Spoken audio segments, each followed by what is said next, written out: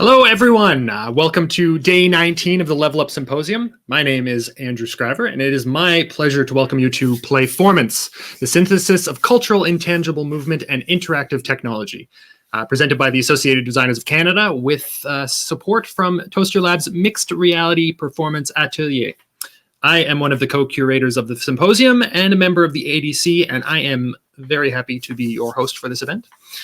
I would like to, of course, first acknowledge that I am coming to you from the settler city of Montreal, known as Tiohtià:ke by the current caretakers of land, the Kanien'kehá:ka Nation, which is and was, long before the colonizers arrived, a place of conference, conflict, and creativity for many Indigenous peoples, including the Anishinaabe, the Huron-Wendat, and Abenaki peoples. The name Tiohtià:ke means broken in two for the way that the river splits around the island. I am honored and humbled to be able to be here to share and create with you all, and so I offer my thanks for that. So, in the spirit of gratitude, I would like to thank the Canada Council for the Arts, who are the primary supporter of the symposium as a whole, as well as our other sponsors, IATSE, the University of British Columbia, Theatre Alberta, CITT Alberta Chapter, Concordia University, Ryerson University, York University, and all of our individual donors. Of course, thank you so much.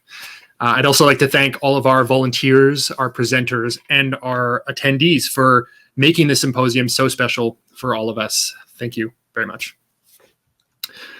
For your information, all symposium events will be recorded and made available on our website in a freely available archive within a few days of the event.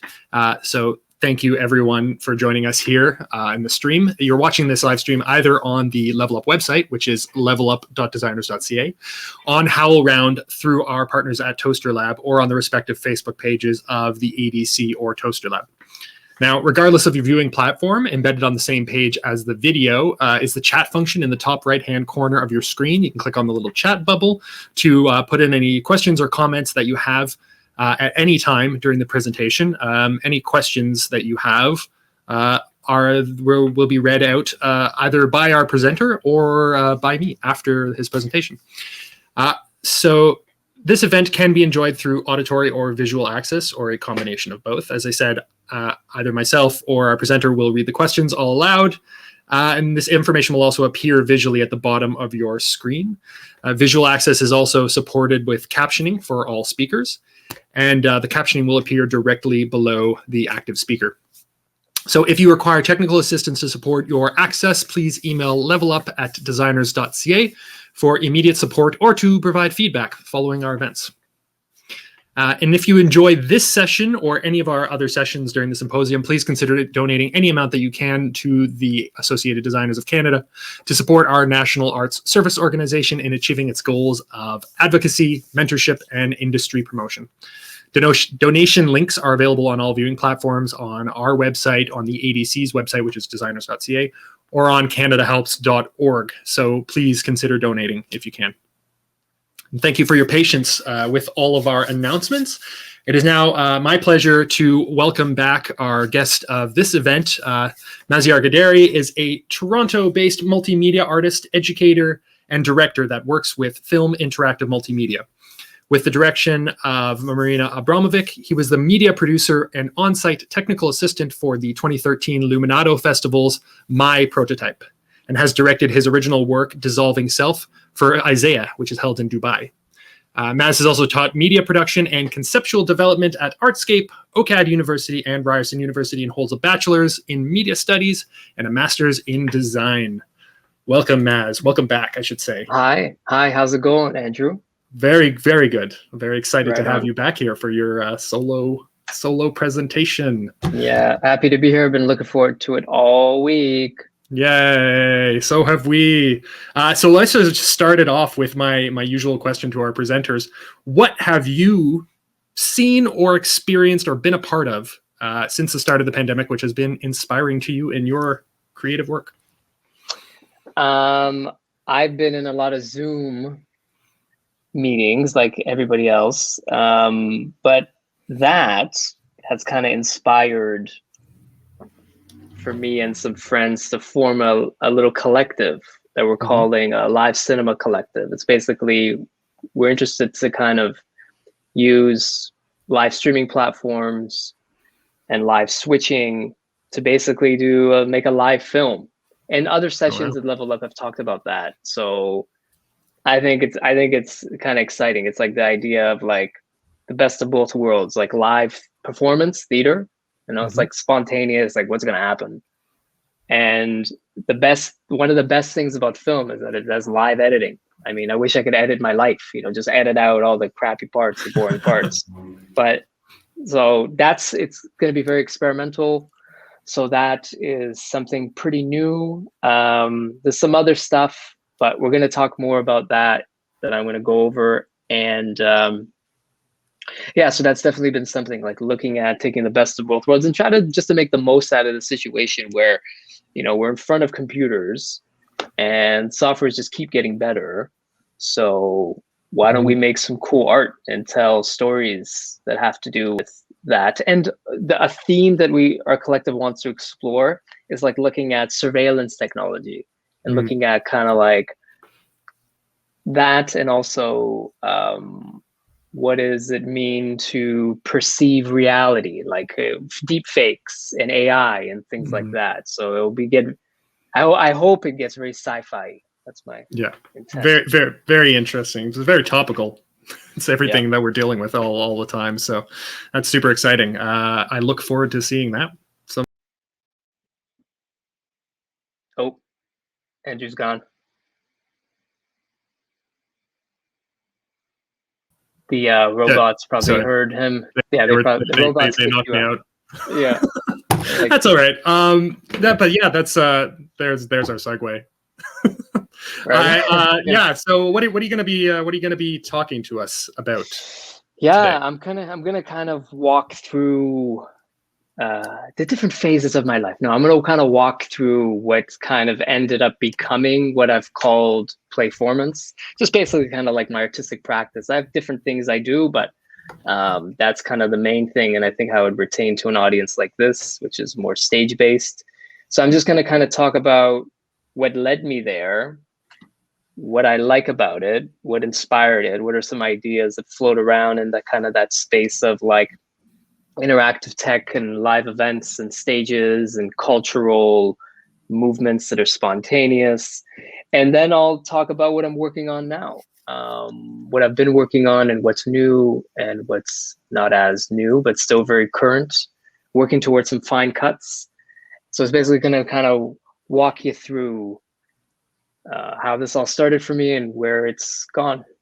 All right. Super exciting. Well, you have the floor and I'll be back later on. So sounds good. And anybody has questions, you can just type away and I'll do the best I can to answer them. Okay, so yeah, so thank you for being here. Playformance, yeah, so we're gonna talk about kind of where it all started for me with ideas that I get and wanting to do cool stuff. So there we go, so that's my screen. So I'll pretty much be sharing my screen like this the entire time. We're going to be watching a lot of videos. I'm going to be talking over it.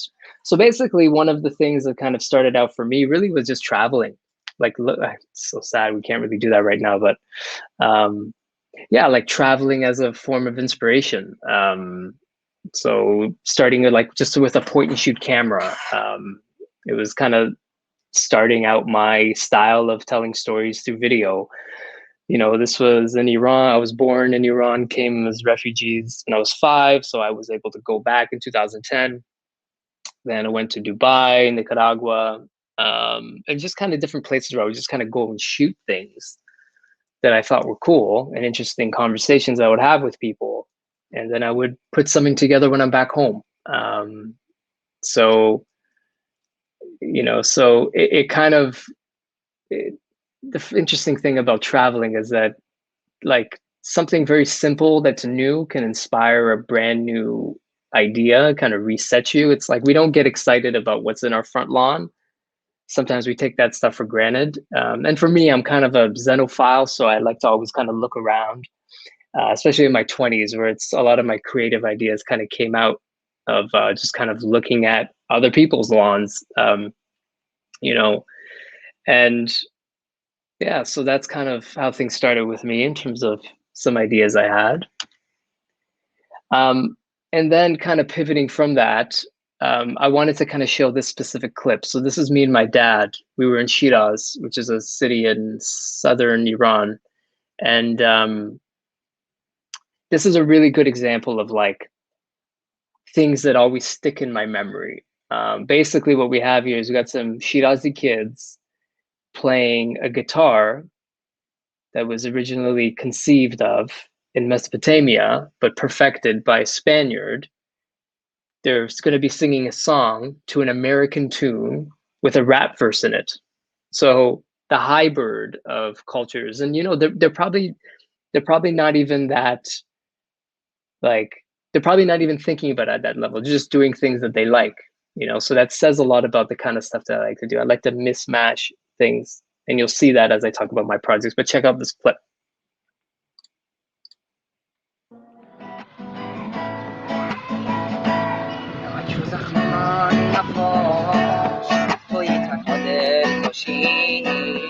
غیر مستقیم کنندان نگو مال هم نمیشیم از تو دلسوزی میخندی میگی همش تو فکرمی چرا دورکی واسه من از عاشقیدم میزنی دم میزنی حالا که میخوایی بری نمیخواد بهم بگی عاشقم یا منو خیلی دوستم داری واسه نبودنم خدا نکن وقتی که رفتی از پیشم پشتم نگاه حالا که میخوایی بری نمیخواد بهم بگی عاشقم یا منو خیلی دوستم داری واسه نبودنم خدا نکن وقتی که رفتی از پیشم پشتم نگاه میخواد بذاری بری ببینی بعد تو من با کف دیگه ایم یا فقط تو کف تو هم که من تو رو میخوام معلومه غیر مستقیم آره تو منو نمیخواستی بوده ای و تو همین ازت ممنونم اگه واسم خوندی زورکی آره ممنونم اگه واسم خوندی زورکی نامه هام و حال و روزم و نفس و برو. So very, very Persian, always a broken-hearted love song. But what I like about that is that, yeah, it just mixes up different styles to create something really cool. That's kind of the things I like. We're going to be talking about the trickster archetype later, and the trickster always kind of lives at the border between worlds. So this kind of helped to formulate something of like my artistic voice, and you know, I didn't really know it at the time, and this was not, none of this was terribly intentional. But looking back on it, I could see certain patterns that I'm sharing with you today. So you know, I would so sci-fi elements are there, traveling is there, and just kind of day in the life sort of stuff. That was a shoot I did for Marina Urbanovich for a kind of like a crazy install she did at Trinity Bellwoods here in Toronto. And then I just kind of got really into blending video and playing with visual effects. And we're going to watch one short film I did in grad school next, and it's going to speak a lot to kind of my interest in kind of culture and tech. And it's, you know, the things that we buy say a lot about us. So this is a story about a guy who died that you never meet, and his objects are telling him about his life. I did this with some friends, Chris Moore and Jackson McConnell. It's inspired by Philip K. Dick's book Ubik. And let's watch.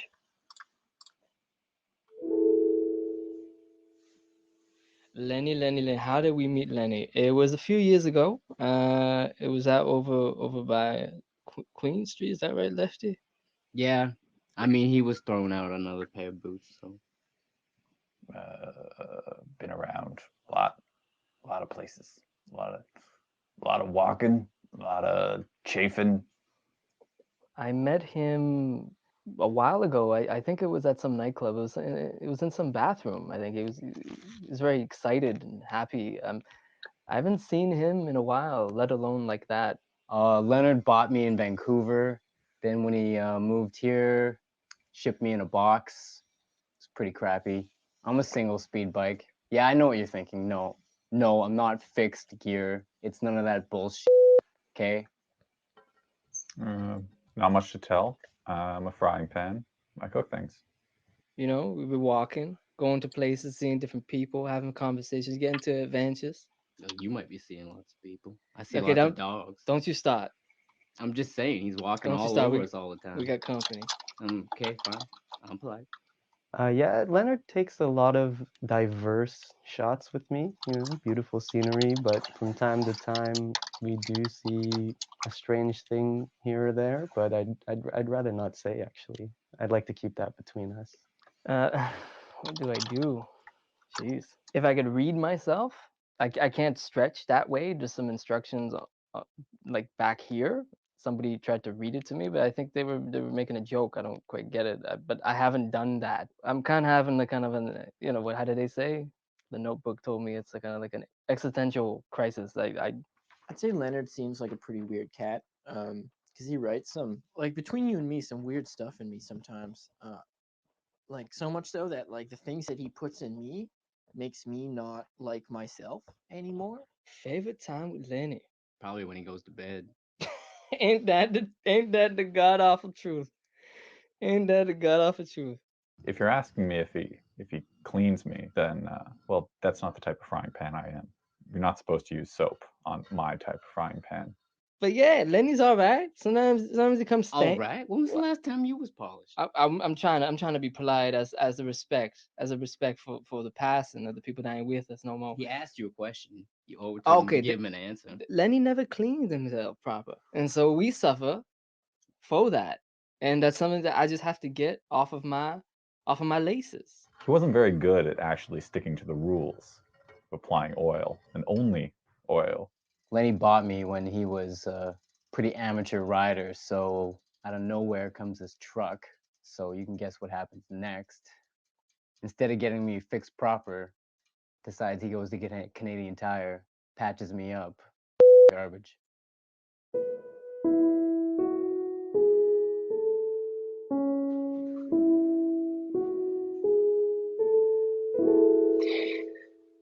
Yeah, so that was a fun little student project I did back in the day at OCAD. I moved to Toronto to go to grad school at OCAD and the Digital Futures program. And I want to show that because it's going to relate to stuff later on and kind of some of my interests. Okay, let's go on. Yeah, but at the same time, I had to kind of make stuff for people that sell things and kind of make ends meet. But on the other hand, I kind of got very quick at Photoshop and After Effects and Premiere, and all that stuff really informed my work.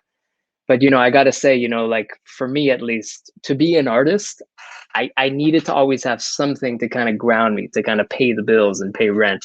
That's why I've been able to kind of continue to do art, so that's the stuff I had to do. And then, kind of jumping around a bit, but this was back in Vancouver, which is where I grew up. I wrote reviews for an Iranian paper in their English section, theater reviews, because I went and saw Death of a Salesman. This was like could have been 2010, 2011 at the Play House. Doesn't exist anymore, but I saw Death of a Salesman. I'm like, this is dope. This is just such an immigrant story. But I didn't really see like many kind of first gen Canadians like in the crowd. And I'm like, they should totally be here. They would totally relate to the story. So then that kind of spurred me on to kind of write a review for it. And then it's something that I continued to do. In 1984, which I love, they did a stage adaptation at the Cultch. Jesus Hopped the A Train. That's one I'll never forget. So then like theater kind of came into my life because certain stories were just so memorable. And that's a funny thing about theater, like with most people, I think like if you watch a crappy film, people are going to continue to watch films. But something with theater is that if somebody watches a crappy play, they may never go to a play again. They're like, plays suck, but for me, I like the spontaneous feeling of like seeing a show on a stage. So and then The Graduate, they did a stage adaptation. And then a guy that's kind of he's half Iranian actor. So I was like, okay, so I started to connect and kind of get to know the scene and find overlaps with what I'm doing. And Had a good conversation with that guy. Anyway, I still kind of remember these shows. This is like 10 years ago, but this kind of started out my interest in like stage. And then fast forward to kind of grad school at OCAD, and then I started to kind of look at the ways, I started to learn about Arduino, and I started to learn about projection mapping, I started to learn about Connect and motion capture and stuff like that. And I was like, okay, this is really cool. I want to look at how I can incorporate that to things that are happening in real time, to stuff that's happening on stage. So I did it with a whirling dervish, and I'll go into some of these projects. I did it with storytellers using a leap motion hand gesture for their hand motion, a poet, and this is kind of like the bulk of what we're going to be talking about. I did it with a DJ.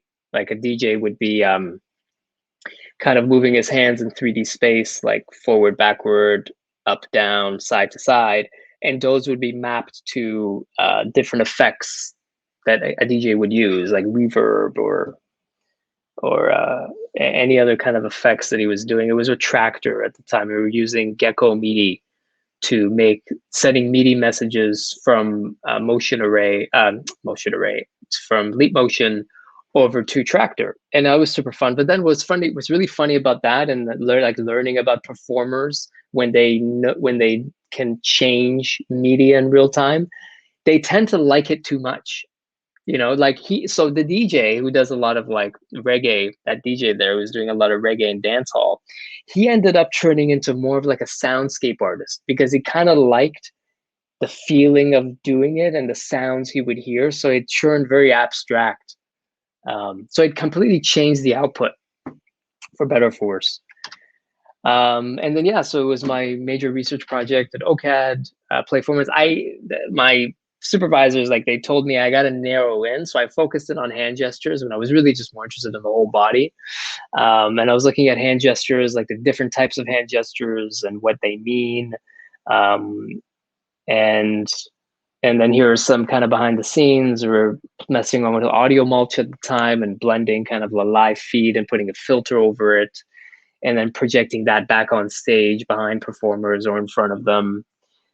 Playing with an Arduino Fio and a gyroscope. I found the gyroscope to be kind of like the best wearable tech sensor to get really good movement from performers in the torso. And then a Microsoft Connect was good for kind of like absolute values. So I'll show you what I mean when we start talking about dissolving self, one of my projects.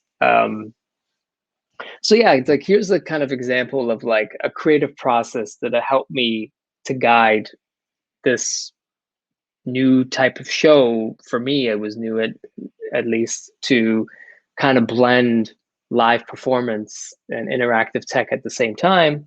First step was inspiration. You know, like I said before, kind of like looking around, looking at your own culture, looking at your friends' cultures, and just seeing kind of like what's out there, seeing what inspires you. And the thing that I realized, what's really good about this type, what works better than not for shows like this, is movements that are spontaneous. You know, like, because you always have to ask yourself, what's the point of making it interactive? Like, it's so much more work and it's so much more risky. And the answer to that I found that was good enough for me is movements that are spontaneous. So like whirling dervish, or like capoeira, or like the way hands move during like spoken word or a poem. So those were the kind of things that I would like look for. And it was like trial and error, like figuring out the type of performances that would work for this. Then conceptual development, like thinking about, well, what's the idea? Like, what's basically the story? Like, what are people seeing on stage? What's the beginning, middle, and end? What is the payoff? Like by the end of the show, you want the audience to be like, okay, I received the payoff. Like, there's something that we achieved by watching this performer on stage. So that's something like a story arc. And then the technology comes in. It's kind of like looking at how you can use the tech to enhance the movements of a performer. And like, one thing that I learned is that it's like the virtual, the screen, or the soundscape, it's being affected by the body. A metaphor that I like to use is kind of like, the screen is kind of like a portal. into what the performance artist can, what the performance artist is trying to say, but the body cannot. So it's like an inner monologue that people can kind of decipher to kind of make their own meaning out of like what's happening on stage. Because all this stuff is pretty abstract. I mean, it's like basically a lot of it's like in the realm of like contemporary dance. Sometimes I had voiceovers, most of the times I didn't. And there's a way to kind of push the story forward. And I found that when the graphics are moving with the body, it kind of creates two performers that are kind of dancing together, moving together. And if you give enough of a structure of like a beginning, middle, and end, it's enough for people to kind of form their own interpretation and get a sense of payoff. Then, yeah, artist interpretation. So it would be the director. Usually that was me. And basically taking at the idea and the tech and what do I want to do with this? And then the design element came in because you're working with technology, prototyping essentially. There was a trinity of kind of like prototyping, set design, rehearsals, and over again until you're happy with it. Then you have the event. It's always good to have a deadline, right? You need something to work towards so you can wrap yourself around in that trinity over and over again. But eventually you need to do the show. And you know, the stuff, it doesn't need to be perfect because it has an abstract quality to it anyways. It just needs to be kind of good enough. And that's one thing that I've realized. It's kind of like a philosophy of mine, is the idea of GE, good enough. Get it to a place where it pushes a conversation forward. And the next time you do it, if you do, push the ball a little bit further there every time.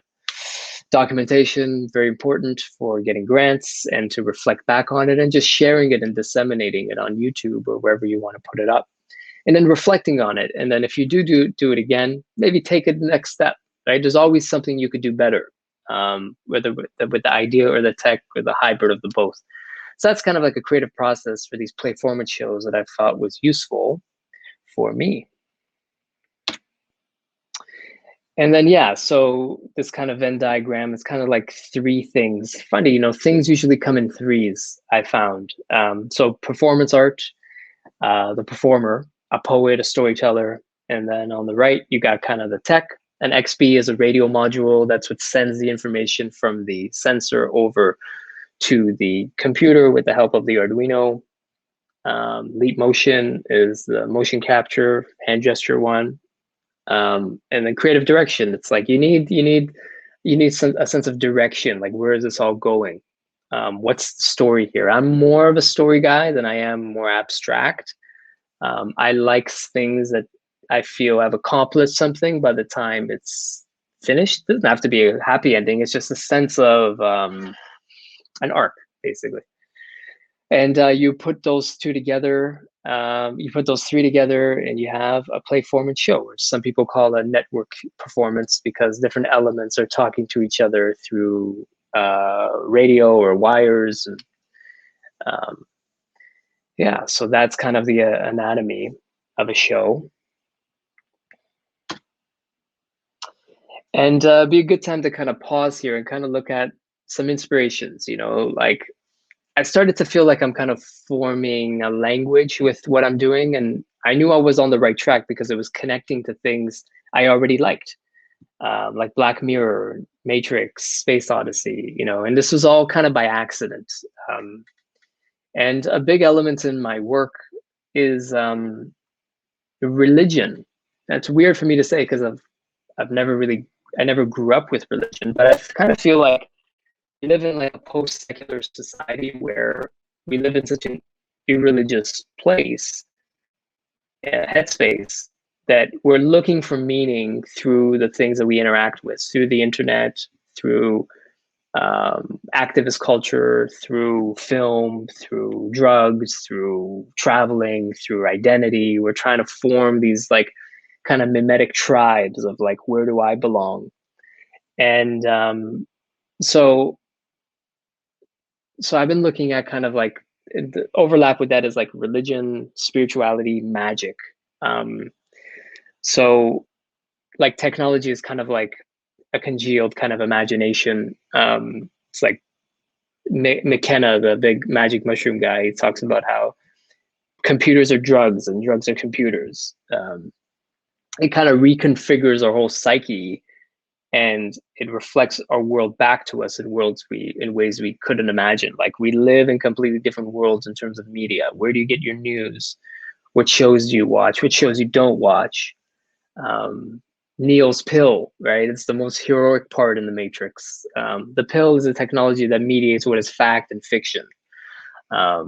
So kind of looking at existential, like the boot before, existential kind of conversations and questions, and the perception of reality, basically. And I just love the way wearable tech, for example, or kind of live graphics and projection mapping and the cool things you could do in tech in real time, like in a live space, can make people feel like that, if only for a moment. I love when they can't figure out how it works, but the story's so good that they stop thinking about that, and they just kind of like, you just have them in your hand when it just feels like magic, you know. So let's look at one of my shows. So this was Dissolving Self, Sufi whirlings for people that aren't familiar. So Sufism is the mystic side of Islam, and Sufi whirling is this kind of physical meditation that some Sufis do, where they whirl, and it's kind of like an ode. It's a way to be closer to the divine. It's ineffable. It's a very individual experience. I experienced it when I went to Istanbul in a Sufi circle, and just the vibe of it, it's just very, feels very alive. And that type of movement, I want to kind of augment tech onto it to kind of create a metaphor for the divine. It's really, a lot of it's inspired by Rumi's poetry. Rumi says that the lover wakes and whirls in a dancing joy, and then kneels down in praise. That's Coleman Barks. He was a big translator of Rumi stuff. So, you know, he talks a lot about that. He talks about the divine in terms of the cosmos. So let's watch a bit of this. I want to start at the beginning here. Let me just mute it. So what's happening here is that we have a Microsoft Connect that's getting absolute values left and right. So when the performer goes left and right, the sphere follows her. And then she's also wearing a gyroscope. And that means that the faster she whirls, the bigger the sphere gets. Let's watch a bit of this.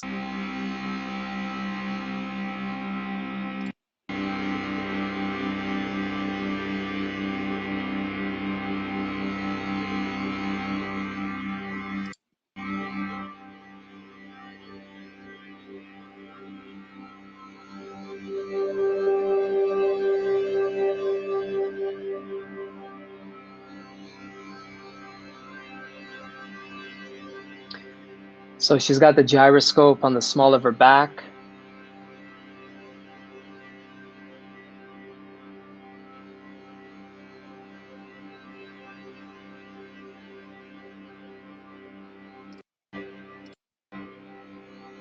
And I should mention that as her body moves left and right, the sphere follows her.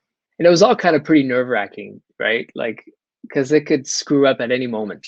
And it has, and it does. And it did. I redid the show in Dubai, and it totally flaked out. We made the software, we made the graphics. My partner, Ryan Maximic, made the graphics and processing. But if we were to do it again, we'd probably switch over to Touch Designer. This was back in 2013. So basically, it's following her. So this is a cool part in the show.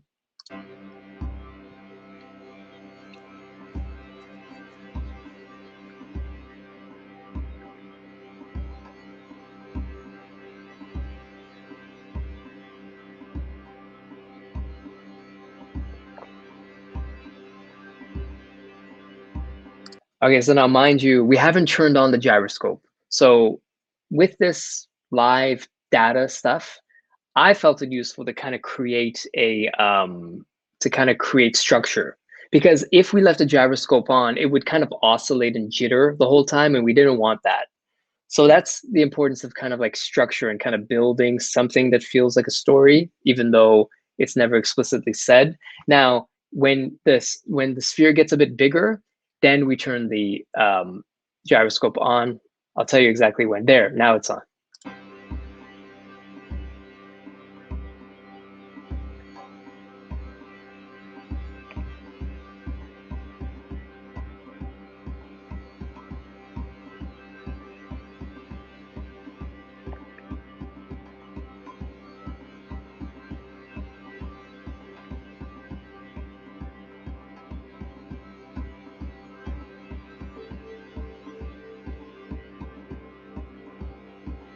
Yeah, so as you can see, like sometimes it kind of jitters. So that was when we redid this in Dubai, we actually put EL wire on her skirt, and when she would whirl at a certain speed or faster, the EL wire would light up.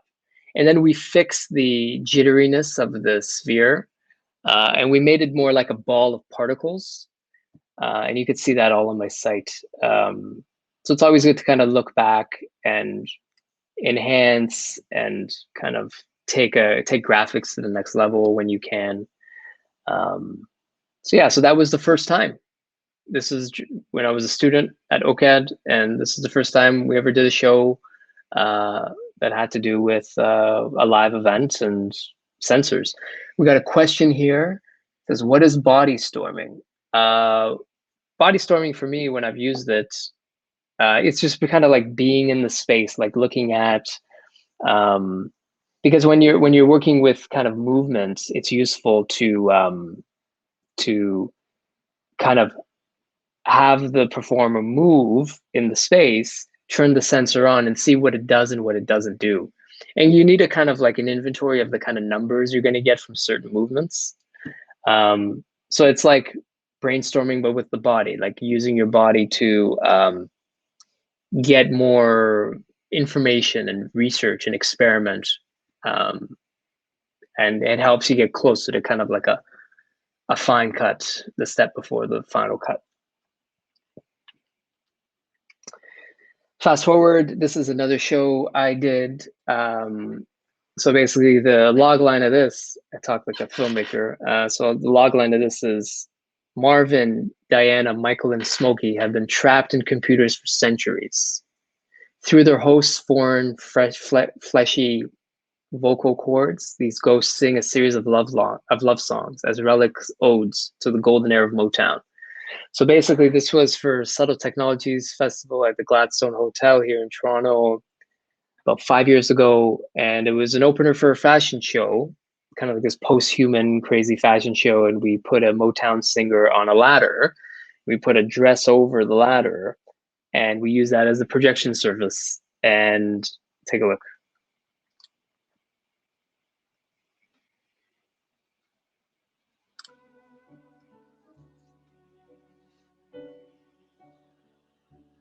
Never can say goodbye. Never can say goodbye. Even though the pain and heartache seems to follow me wherever I go. Oh, I try to hide my feelings. They always seem to show. Tell me why. Is it so that I never can say goodbye? So something that I had to kind of learn through the process is the importance of documentation and having time in the room before. Like the lighting, the lighting was tricky because there wasn't a lighting rig where this was, and it was an opener for another show, and so it made it you can't see the performer's face that well, so we put a light behind her to kind of give a backlight on the bricks.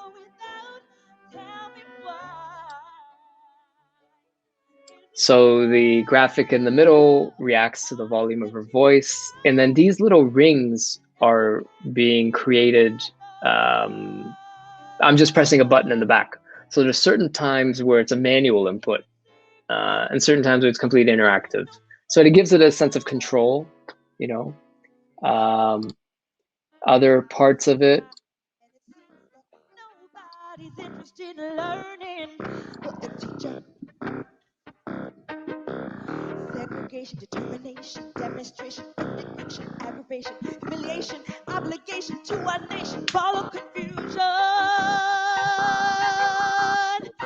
That's what the world is today. Well, the sales of papers. So there was a live keyboardist and a violinist to the side, and I really love this project because it was a blend of Motown, which I love, but it was totally like ghostly, because it's kind of like the idea is that it's called Detroit 2311. It's like in the future when cybernetic implants are prominent. So this girl falls asleep in front of the computer like Neo, and kind of the souls of the Motown legends kind of like talk to her through the internet and kind of possess her. So it's like very ghostly.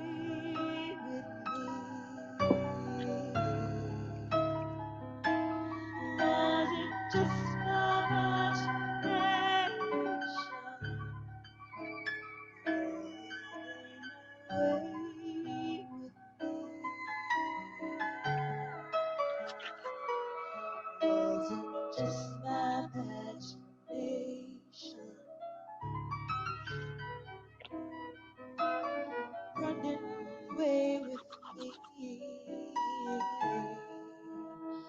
Was it just my imagination?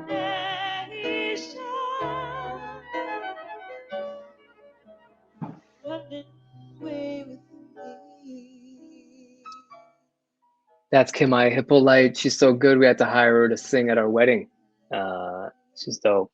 But yeah, so that kind of speaks to, I'm kind of getting closer to kind of like what I'm into, you know, kind of like sci-fi, cultural, in this case, Black American culture, tech, sci-fi, crazy graphics, ghostly, you know. All right, so that was Detroit. It was a nice one. I always remember that one. So then I had the gear already built. So I was like, okay, why don't I do something for my mom? So it was like this was at Buddies in Bad Times Theater, Rhubarb Festival 2019. This was like for Valentine's Day. So we did Shabbat Ishq, Night of Love, and my mom flew in from Vancouver.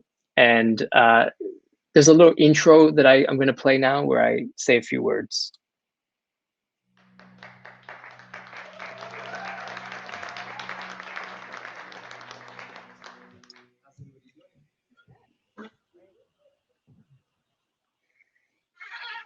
So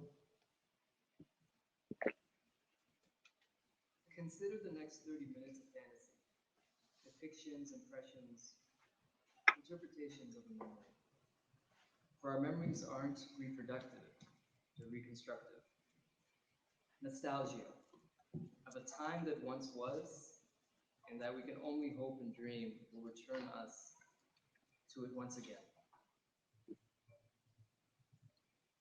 Women aren't allowed to sing in public in Iran. So we brought Iran to you. On this Valentine's Day weekend, we bring you Shabbat Ishq, which is Persian for Night of Love. Enjoy.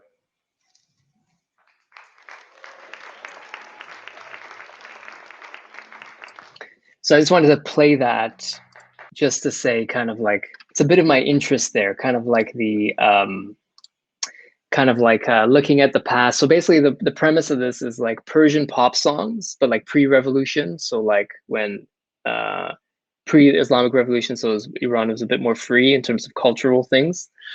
So this is like when my mom was like in her 20s, this is the kind of music she would listen to. So I took that and then worked with some musicians, Iranian musicians, to kind of do different renditions of songs. And then we took pop music videos from the 70s of like a famous singer, Gugush, and we mapped it to the dress. And then her voice as she sings, as the louder she sings, it would create a bad TV effect.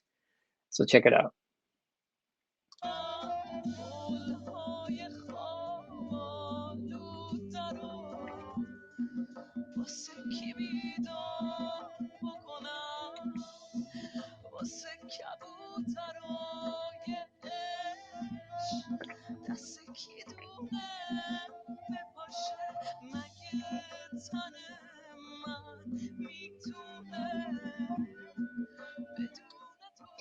So of course, Persian music again, super dramatic, about love. Where are you? Why did you leave me? All that.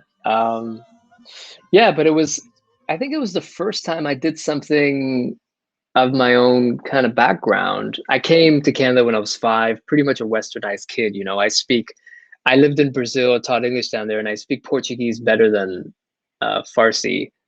Even my Spanish is a little bit of that better than Farsi.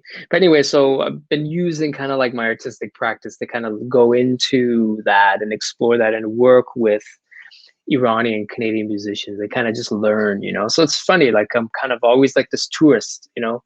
But I like that. I like kind of like floating around at the border of different worlds and looking at, because I didn't want to just do a traditional show. I wanted to do that, but with augmentation of some cool graphics and some funky stuff that's like different. And I told them like make the renditions different, make them a bit more somber. You know, so that was a fun one. It's always good to get more mileage out of the gear you make for installations.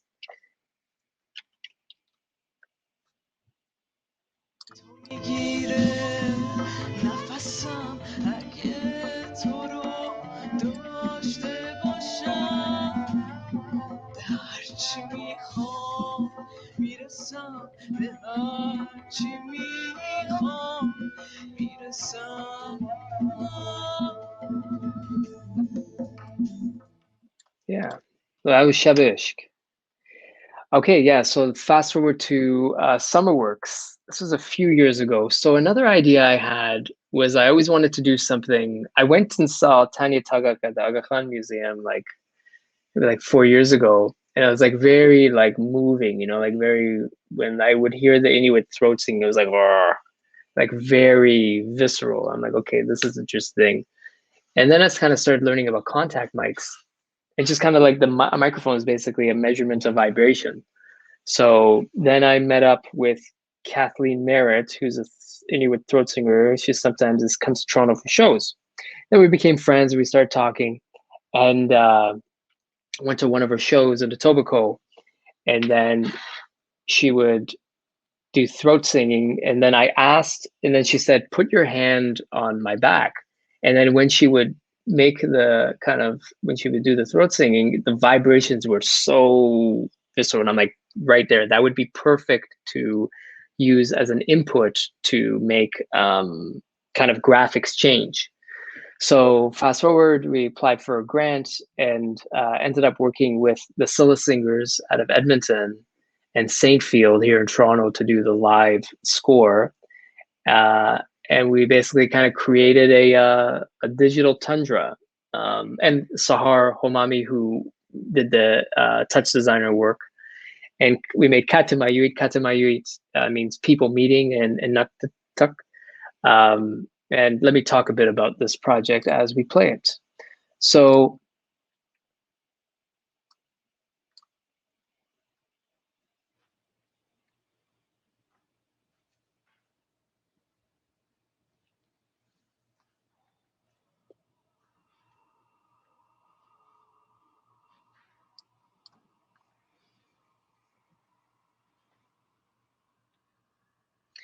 the first thing I've learned that you gotta kind of do with shows like this is you have to convince the audience that something is interactive.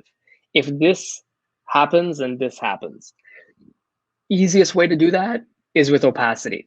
So you got a graphic, and the first graphic, we wanted to kind of take them into this world. So we did these graphics that were kind of supposed to be like a throat, like a tunnel, like come into this world.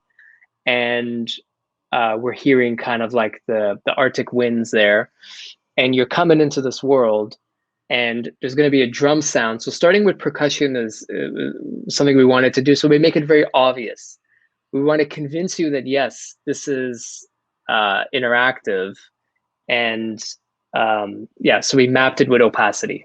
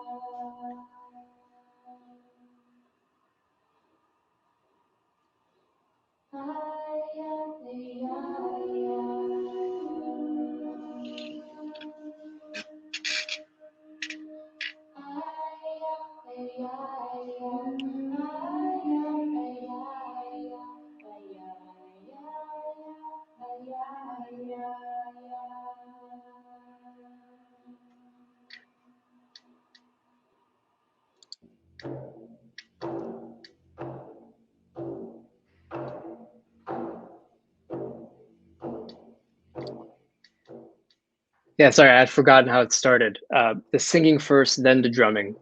But yeah, like it's such a great intro, you know. Malaya Bishop and Jana Broomfield, yeah, they were great to work with. So then, yeah, the percussion. So it's like we want to convince you that there is interactivity here, so you understand that, and then we can zoom out and kind of tell you the story. So the story of this was basically two Inuit women, but from different parts that have different customs and rituals, and they meet at the border of their kind of territories. Because if I remember correctly, Jenna is more closer to the tree line, and Malaya, she's from like much more north, but they both live in Edmonton now. But you know, that also shows there's a lot of diversity within kind of Indigenous communities themselves, of course. So this is great. There's like a lot of learning that I had here.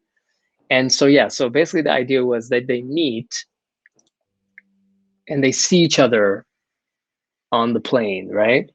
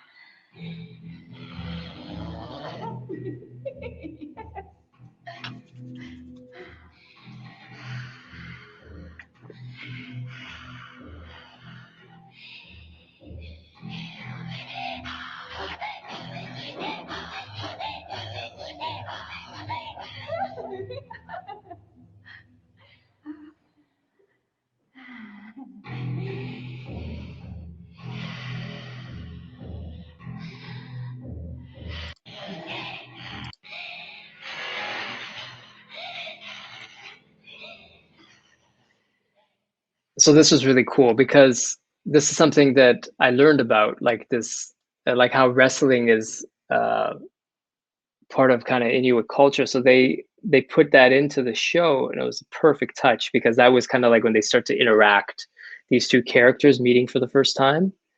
And you know, we're kind of playing with imagery of the tundra and kind of like broken glass. When you look at like Inuit like tattoos and illustrations, it's a lot of fine lines. So we wanted to kind of like echo that in the graphics.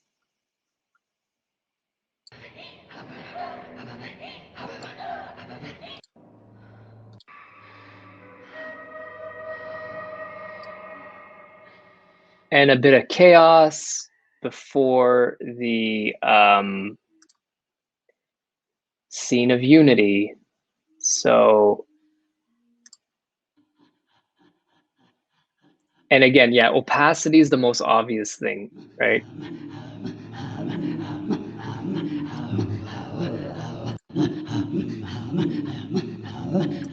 So in terms of the graphics, we were looking at kind of river and northern lights.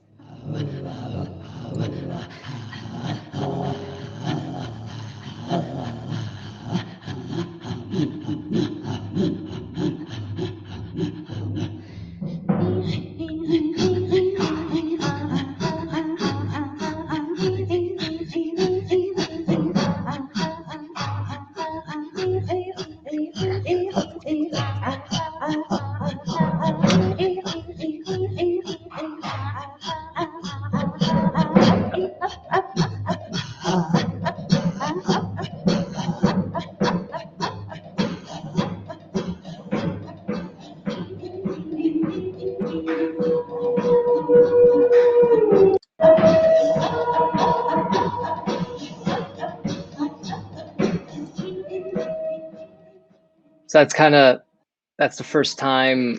Let me turn that down. That's the first time we see color. So we want to kind of give a climax to that. And that's the two women kind of coming together and singing together. And that was Katemayuit, people meeting. Yes, we did it for SummerWorks 2017 or 18. Yeah, it was a fun one. So once again, like spontaneous sort of sounds, movements works really well for these types of shows, I found. Moving forward, the first time I did SummerWorks was for a capoeira show. So I used to live in Brazil. I speak Portuguese pretty well, and capoeira is just something I kind of dabbled with. And because it's spontaneous as well, I was like, okay, this would be a great fit for kind of wearable tech. So, but instead of visuals being the thing that's changed from the live movement, we made it sounds. So first, I'm going to play a little trailer of a trickster character, Eshu. So our choreographer, Newton Morales, he's a Yorumba practitioner, and we were kind of learning a lot about that faith and kind of the different orishas. So each of the four characters were an orisha, and this was the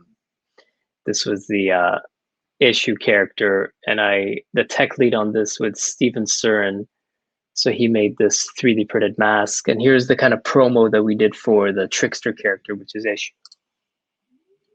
I am the moment before you fall asleep, the second before you awake. I'm neither day nor night, but the fleeted mist just beyond reach. I test, I tease, I play. I'm your neighbor's playground and tapping pool. I dance on the rhythm of the sun. A mosquito that tickles your nose. An elephant that flattens life into dust.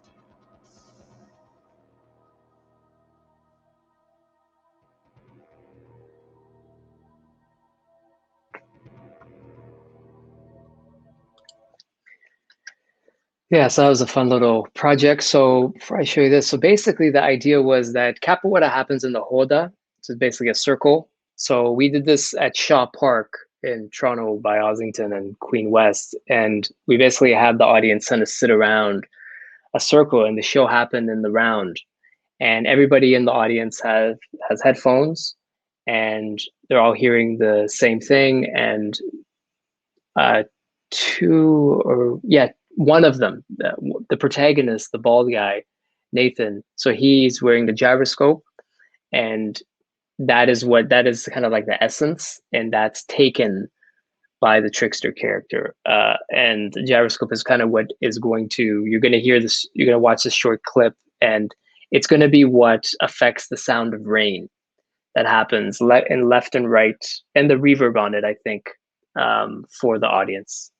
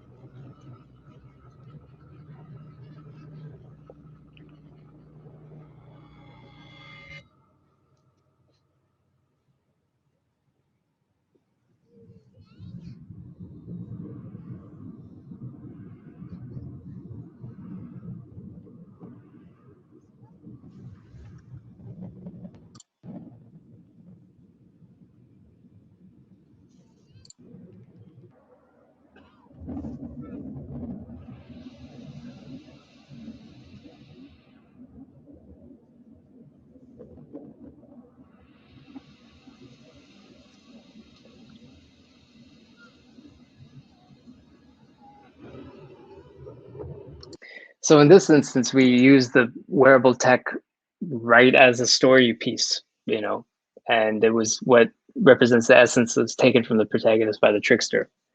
So that's a fun project. This is, yeah, the first time I did summer work. So it was the first time kind of working with sound output, which is so much easier to work with than video output, just because of the lag and the amount of information that you need to send. This was done in Maximus P. Okay, ooh, I'm at the hour mark, so let me kind of speed up here. Here's another project I worked on. This wasn't my project, but this was somebody else's. This was for Harborfront Center. If I won't listen to you and you won't listen to me, we should listen to them. You know what? I like those odds. I mean, come on. I mean, this will probably be the last chance in a generation that we'll ever be able to travel faster than the speed of light. So basically, so I was the show switcher, so I was making all these assets in Isadora, and it was a one-man show, and he has a face rig, and that is mapped to his talking head. And this kind of started me thinking on, this was for Pascal Langard as the actor there. This is for Hatch at Harborfront in 2014. And there was some live interactivity where people can tweet and kind of change the story. And then it kind of brought me back to something I love is like sci-fi as a muse. And I love kind of like the way holograms look. I love the way that they did them in Blade Runner 2. Kind of the imperfection of it where you could kind of see through it. And then I thought, okay, well, can I make that? So I looked at the Tupac hologram, and I was like, okay, so I looked at this, and basically what I did was really a Pepper's Ghost effect. And which is kind of what this basically is. You're looking at something at an angle. I'll show you what I mean. So I was basically used it for my thesis installation where I won't go into this too much, but basically it was 4 wooden objects with a sensor in them, and each one affects the way a fire looks. And this holographic fire in the center were made in processing, basically a particle emitter. And there's a percussion accelerometer, and the story was that there's a ghost trapped in each object, and that affects the fire, and everybody sees the fire, and you could accumulately change what happens with the fire. I want to show you just this image here to kind of show you how I did that. This is something I definitely want to do again. So it's basically 4 screens on their backs, an upside down pyramid with the top cut off, and acrylic panels. So when you look at it, you're seeing the reflection of the screen, so you can see through it. There's just something about that effect that creates the illusion of depth. And it was really fun to do. People got a kick out of it. And then we did it again for Nuit Blanche. First time I did Nuit Blanche, so we upgraded the fire from processing over to Unity. So we had the Arduino sensors come in and talk with OSC and affect wind elements in a Unity environment to change the fire quality, make it bigger, make it smaller, make it go left and right. And that was really fun. And that's Duke Redbird, the indigenous storyteller, telling stories. He lasted till like 3 a.m. that night. This was at the Hilton in 2015, I want to say. Yeah, this was really fun. And this is definitely something I want to do again. But yeah, there's this idea of the fire, kind of the first technology kind of brought people together. And yeah, it's just something about reflections of light that create the illusion of depth that makes it feel like a hologram. And people had so many questions about that. They wondered how it worked. Do I see a different fire than the person next to me? Because everybody's facing a panel and there's 4 people at once. And because I'm hiding all the tech, I'm hiding all the wires. The sensors are in wood with the battery in it, and you can't see anything else. So you're just curious about what it's working, or how it's working. So it's this idea of technology as magic. And I just love the idea of like, what if I had these instruments and I could change the way the fire looked? And then there it was. Yeah, and Unity, I mean, it really just took it next level. As opposed to just a simple particle emitter in processing, it made it really pretty. Fast forward to third time I did Nuit Blanche. So there's this tradition in kind of like the countryside in Iran, before there was heating in houses, there would be this, I'll let Sarah. Outside, they'll be keeping warm, whatever the weather, but also This was a CBC interview I did. by Toronto artist Maziar Ghaderi. It's called Corsi, and Maziar is here. So describe a bit more about what I'm going to see in front of the Gardner Museum tomorrow night. Yeah, thank you for having me. So basically, a Corsi is a traditional Iranian low table. Back in the day where there wasn't heating in houses, what families would used to do is that they would have this low table, have floor pillows all around it, and they would put coal fire under the table and a big blanket over the table that would kind of drape over people's laps. And it was just a very kind of practical, kind of rural way of staying warm at the onset of winter. What we did is basically remediating that traditional pastime of, you know, my grandparents and my father's childhood. This project it's a dedication to my father, because when he was a kid, this is what his family would used to do. So yeah, this is a documentary I'm working on about the installation. So there's a whole story behind that. My dad coming in from Vancouver for the show, and yeah, so this is kind of what it looked like in the end. Iranian low table. I see some of you already see that you take the blanket, you put it over your laps, and there's heaters under the table to keep you warm. The reason these pomegranates are here is because in our culture, in Iranian culture, it represents love and fertility, and they're harvest this time of year. This is a dedication to my dad right there. That's Hossein in the corner, wearing the hat. There he is. There he does his wave there. Yay! Oh, Hossein. Oh, Hossein. Yeah. Yeah, so basically had live musicians kind of from different cultures playing music by the Corsi, and had electric heaters under the Corsi. And it was really fun. And it was just kind of like another attempt to kind of recreate. So there's a theme here, right? It's kind of like I'm trying to recreate memories that really aren't my own, but I'm doing it through my lens. And that's what remediation is. Like it can never be really traditional, because I don't come from that tradition. I'm coming and seeing it through my lens. But I think that's what's interesting. It's like kind of like living at the border of different worlds. And my dad got a kick out of it. So that's good.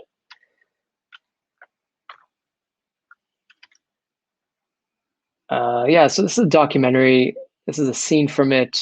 Just kind of talking about why we came over to Canada as refugees during the war. I will play this maybe for another time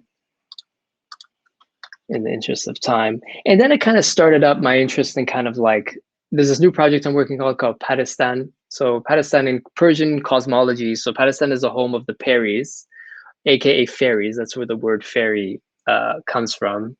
There's an interchange of kind of F and P, because when Iran was colonized by Arabs, they don't have P in their language, so the name of our language is Farsi, and the fairy was once the Peri. So a lot of the Western world experiences like Persian culture through that kind of colonial lens. So basically, the Peri is they were fallen angels that need to kind of atone, and they're kind of like a trickster character too, in a way. They're kind of these beautiful characters that kind of help or trick humans, and Pakistan is where they're from. And Pakistan is kind of like a mythical kind of like unknown world, and they looked at it a lot at the Caucasus Mountains in the north, a place that they've never been to, like the Persians, and so it's like this mysterious mountain mystery, and the mystery mountain, and it would say that's where the Pedis are.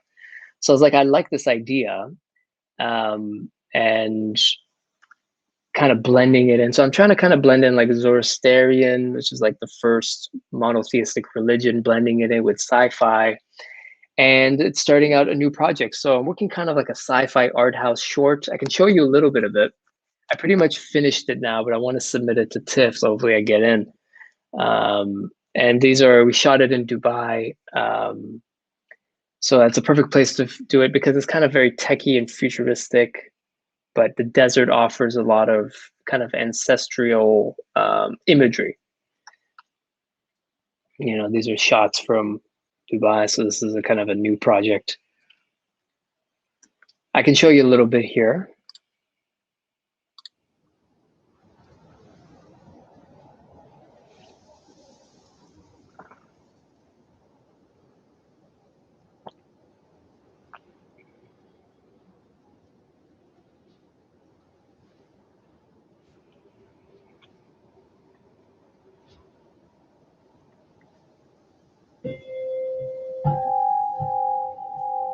پسرم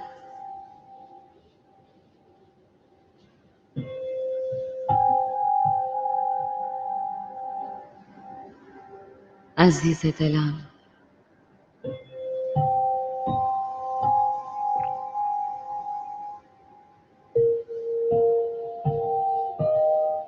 کجا میری؟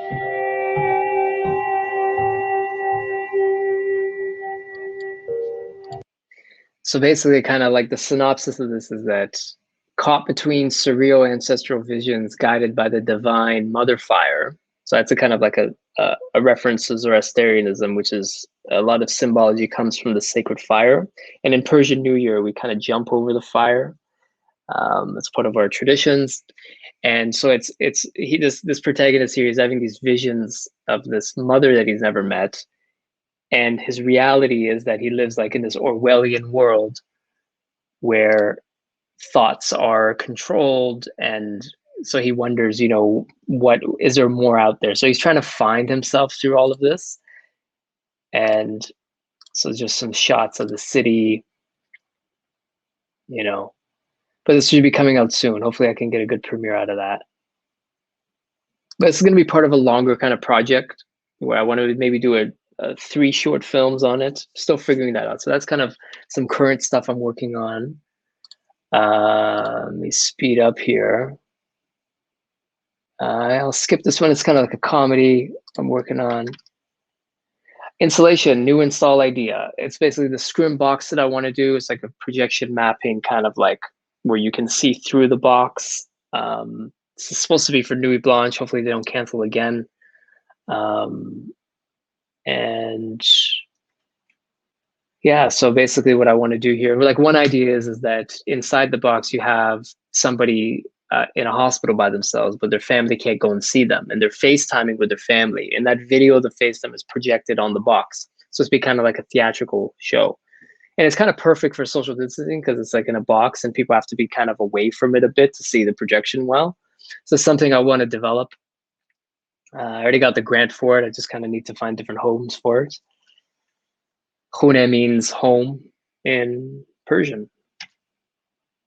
Another thing, formed a collective with some photo-based media artists. So we want to kind of look at AI technology and how kind of like deep fakes can change expressions. And stories that friends would tell me is that they would be walking down the street and some guy's like saying to them, hey, why don't you smile more? You know, that's kind of like this annoying thing that you hear. And this happens to my wife too. So I was like, okay, so started to have this idea where what if we kind of have these vacant faces of us, and in AI we put kind of like these uncanny valley kind of like smiles, and it's actually pretty robust. It looks pretty real, but I kind of want to take it in I'm going to kind of distort it and take it next level and kind of social commentary on that. So that's another project we're working on.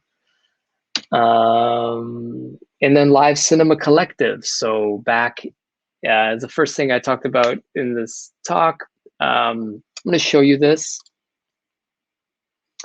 So this was in 2015 for Luminato. Blast Theory was here. I was part of the production team. So it's basically a film that was screened and shot at the same time all throughout Toronto. This is the entire team, you know, one person just to keep it in focus. We're making a documentary out of that. It's the wife there. Here, there's a lot of focus.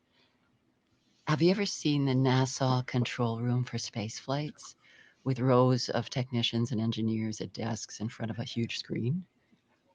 Yeah, well, it's nothing like that. But maybe a bit. There's a team of people making the final checks and tests. Because once we start, there's no going back. I came to Toronto in 1978.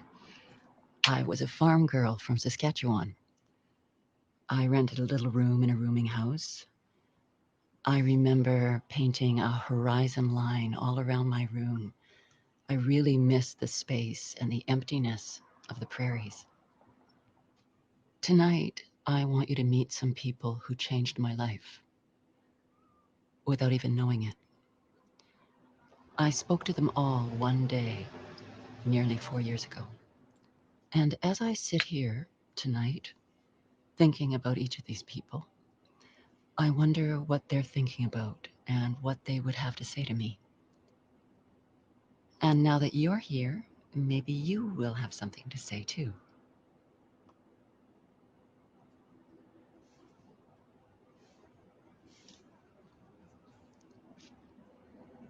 This is Gia.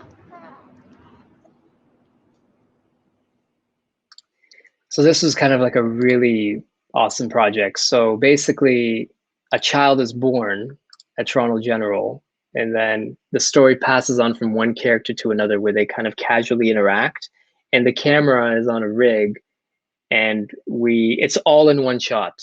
So it goes all the way to Cherry Beach, through these 6 characters, I think it was. And so that kind of inspired this kind of like new live cinema collective that I want to do. We actually got shortlisted for an interview, knock on wood, for the RBC Canadian Stage Residency. That's actually talking with them Friday, so fingers crossed. But either way, we'll probably wait a grant for it. So that's another thing I'm working on. And that is pretty much my last. So that's the end of my deck. Wow, I really went over. Hour and 20. Damn. Andrew, you there? Hey, I'm back. Hey. That's great. No, that you saved me asking you the question of what are you working on next. That's always a question that I ask. So that's great. You're a very busy person. Yeah. And 2 things I'm reading right now. So, Women Who Run with Wolves. This is a really cool book, very Jungian. I've been really enjoying this, about the wild woman archetype. And another, Murakami. This is another awesome book that's helping me kind of like help describe the night. I feel like the night is a big part of my work. So there's some awesome books I'm reading right now that I would highly recommend. Yeah. Nice. Well, yeah, we've got 10 minutes left. So if anybody has any questions, now's the time to get them in. But in the meantime, let's just jump back into the tech, because that's obviously a very important part of what we're talking about these days. But you tell me what, as far as you've worked with like a lot of different pieces of technology throughout your career, you seem to jump from different pieces of technology relatively simply, as opposed to sticking with one particular piece. But can you say what has been the most successful and what has been the least successful as far as the tools that you have played with? I would say in terms of kind of Playformance and stage work, the thing that I've used almost every show is Isadora. It's because it's a live, it's great for sequences, like scenes. This happens, then this happens. If this happens, make that happen.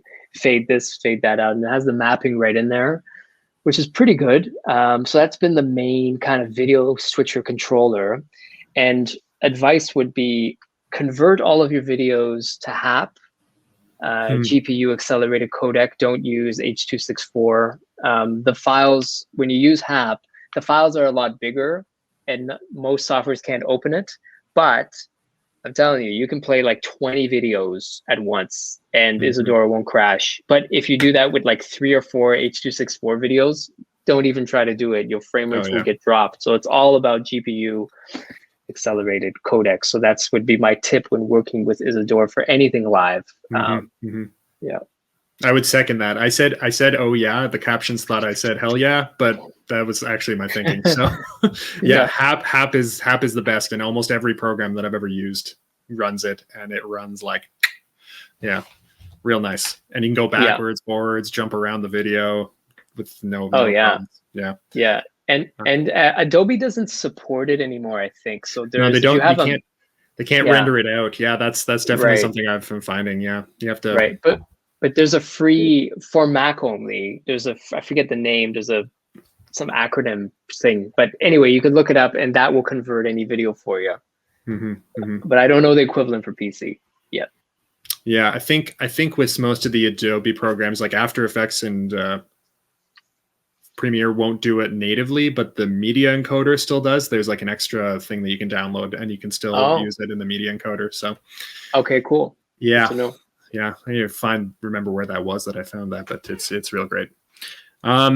And you use a lot of gyroscopes, but is there a particular type of one? Because that's not something that I've ever personally used. So I imagine there's a lot of people that have never actually worked with a gyroscope. So not really. I think it's just the standard sensor that we've used, but we've always used, most of the time we use an Arduino Fio, and that's just a smaller Arduino that can go on the body. And we found the best place to put a sensor, a small of the back is pretty good because it moves, but not, you want movement, but you don't want a bunch of crazy movement where you're going to get data that's hard for you to index or sift through. So the small of the back is a good place to put a sensor when working with wearable tech. Wrists are also good if there's like hand gestures. Accelerometers, you'd think they would be good, and they can be. I just haven't found them to be like, because accelerometers is more kind of like the change in speed. So like if you're going like this, that's not really any information because it's like a constant speed. But if you're going like that, then it's better. Right. But a gyroscope gets you rotational, and we just found it to be more useful for the type of numbers that you're going to get, and then taking those numbers and mapping them to sound or media graphics. That's just been our experience. Yeah, and so you've also used Leap Motion, I guess, was another one that you've mentioned. Yeah, Leap Motion we use when you're trying to just kind of get movement in a small space just for a hand. It is stationary and the hand has to go to it. But if there's something that's happening here and the hands are living there, it's not as natural because it's more like an instrument you play. It's like a theremin, like this kind of thing. But it works well for the DJ. It works well for poets where they can have maybe like a podium. And then that's part of the experience where they're kind of using their body to express themselves.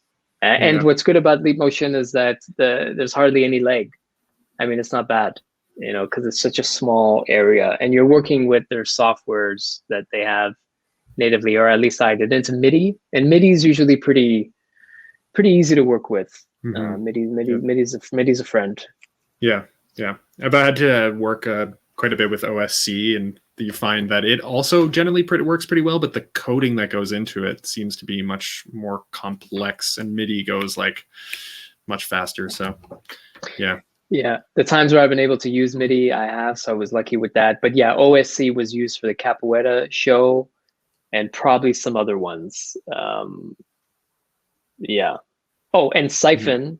We use Siphon to bring in like a processing sketch to Isadora. So if you have a processing sketch with some live interactive graphics, the Motown show, we use Siphon to bring it right in, and it would just send the frames over to Isadora. So then you could do the mapping on the gown in Isadora. So that's a way that those two talk to each other. It seems like a lot of your work is based in finding the tools that are right for the job and then compiling them all together, like finding ways to make connections. It seems like there's a lot of little pieces that you so DIY kind of feels. Totally, and it's good to kind of like have a good team. Like have somebody on your team where they can just kind of focus on the tech.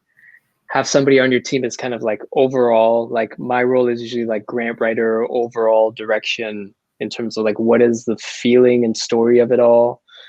Sometimes I'm the Isadora technician during the show. And part of my job would be to kind of interact with the performers, because sometimes the tech guy doesn't really want to do that. But also the way I work with these cultural shows is that I give a lot of space for the performers to kind of interpret, I kind of try to create a container and say, okay, this amount of space, kind of make it feel like this amount of space, make it feel like that. And then they can do whatever they want, express themselves however they want with their own kind of, because usually it would be of the culture that they are, that's part of the show. Like with the Inuit show, for example. And when you do that, when you have that kind of trust and that kind of synergy, something really cool stuff happens. Like the wrestling part, I would never have figured that was something that would work really well when the two women are deciding to interact with each other, and then that's how they do it. And so that was all them. That was all the Scylla singers. So that was dope. Yeah. So the interactive elements kind of speak really well to this cultural work, because it means that you as a creator can give them a tool which they can play with, and you can step back and not necessarily force their cultural expression in a certain direction. Exactly. Yeah. That's why I like to use the word augmentation. Like something's happening. Like you can never replace the humans. That's what people are drawn to, the person on the stage, like the movement, the feeling, and then you got human story. That's like the most important thing. And then the tech is like the augmentation over it that can create, I like to say, metaphors, epiphanies, or critiques, and kind of take it to kind of like a surreal level. In the same way that like when you're making a film, the performance and the story are the most important things, but color correction would make it more vivid, or VFX, or sound design. It's very similar. Like, so it's kind of like taking the best of film, theater, and kind of like the design process to make a unique show that uses the best bits out of those three kind of buckets. So have you ever worked with anything that's failed completely? Oh yeah, definitely. When the second time we did Dissolving Self, it was at for Isaiah, the International Symposium on Electronic Art, and we did a show. Our second show, thank God, it was just kind of like a free festival, like it wasn't a ticketed event. But basically, we had the show, and then the software crashed, processing crashed, and it was just like my partner's a Mac desktop, you know, and yeah, it sucked. We just had to kind of restart and obviously cut that part out of the video and just kind of restart from the very beginning. But sometimes that happens, like the ghost in the machine. There's no real reason that should have happened, but it just does. And that's kind of like something you have to, when you're working with live data and interactive tech, especially if the output is a visual output that's reactive to something else. Like sound, people are more forgiving because you can kind of fudge over that or play a track that can hide it. Or sound is a bit harder to perceive when it's visual, people never forget it. So that's definitely happened, you know, and the key is just to kind of like, not to be too hard on yourself. And if you want to do avant-garde stuff, like on the edge, at the border, at that trickster level, that's part of the game. You know, it just is. And when it works really well, it's so cool. Like I love when somebody comes up to me after a show and what they think is interactive wasn't actually interactive, and the inverse. So that's when I know I got them. Like they're totally wrapped up in the story. And the tech to them felt like magic because they couldn't figure it out. And then they stopped trying because they were taken away by the human story on stage, you know?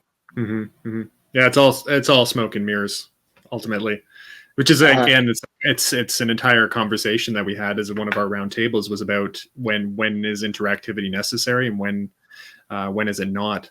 So definitely in the pieces that you've shared and that you've worked on, it's seemingly like a lot of it, those intangible movements, it like interactivity is so perfect for it because it's so expressive and it's not so much about a live performance aspect that you can like cue something, you know? So when you mix those two together, it can be really, really successful. Yeah. Like the type of shows I've done, it's less about choreography and more about spontaneity.